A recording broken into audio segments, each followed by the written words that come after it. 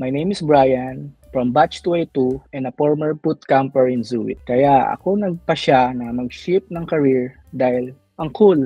Ang cool, nagko-code ka, pwede ka mag-work from home, pwede kang mag-workout, magka-travel ka, and then, syempre, malaki ang sweldo, especially dito sa US, and maraming opportunities. Pinaka nagustuhan ko doon, walang iwanan. We're not moving forward kapag hindi mo na-gets. Kahit na napakasimpleng bagay, parang, minsan nga nahihiya na ako parang sobrang simple na lang ng tanong ko, hindi ko pa mag-gets. Parang ganun. And then, good thing about Zuit and sa instructor, sobrang tiyaga, parang sobrang understanding nila. Ayan, talagang yung way of teaching nila is beginner friendly. So hindi ka talaga mag-hesitate na magtanong kasi sila pa ang mangungulit sa iyo magtanong. Oh, nagets nyo ba? Nagets nyo ba? Parang hihingi na nga ng sorry si Miss Risa, parang pasensya na kayo, makulit ako, pero kailangan ko to para matuto talaga kayo. Alam ko na may nahihiya lang na magtanong.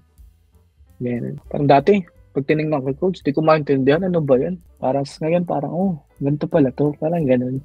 Practice lang talaga. Parang masasanay ka. Ang dati, ang bagal ko mag-type. Ano ba to? Ganito, ganyan. Practice lang ng practice kasi parang magiging muscle memory mo na rin eh.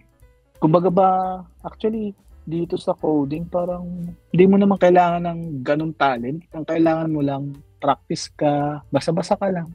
Hindi naman kailangan matalino ka, kailangan matyaga ka.